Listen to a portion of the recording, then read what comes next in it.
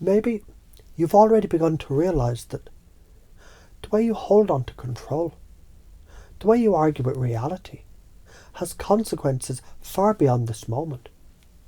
Because every choice ripples forward, like tossing a pebble into a pond. The splash seems small, but the waves, they reach the whole shoreline eventually. Imagine one future where you don't learn this.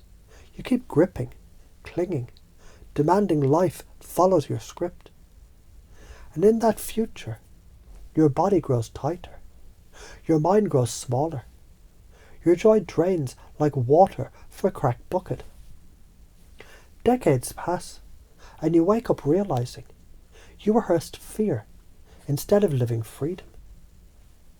And then imagine another future where you let go, you laugh at storms, you ride the river, you drop the mask and play roles lightly. And in that future, stress becomes creativity. Setbacks become stories you laugh about. You grow older with play in your eyes, ease in your body, love in your chest. And it's funny, isn't it? How one small shift in this moment determines which future unfolds. Because when you release, your nervous system unwinds. Your brain stops replaying the same old me story. Your relationships soften because you're no longer strangling people with expectations. Your creativity explodes because you finally stop censoring life. And doesn't it make sense that when the default mode network quiets, when the physics of wholeness is remembered, when biology returns to balance, life becomes less of a battle and more of a dance. And notice too what happens if you resist. If you cling to identity, to control, to ego's fantasy. The side effects pile up. Anxiety that never ends. Insomnia that eats you at nights. Addictions that numb the chaos you created. Relationships strained by the weight of your mask. And every time you ignore the lesson, life only turns up the volume. That's karma in plain English. And when you chunk up even higher, you see the real implication. You're not a separate little meat puppet fighting the cosmos. You're the whole cosmos, experiencing itself as you. And when you trust the flow, you stop being just a character in the movie.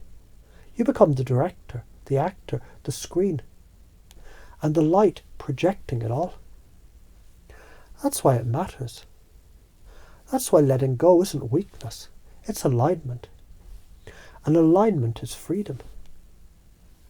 And even now, as your mind tries to juggle all this, the waves, the maps, the thermostat, the casino dealer, the storm, the dice, the crown, the coffin, you might just notice the way the old map gets fuzzy.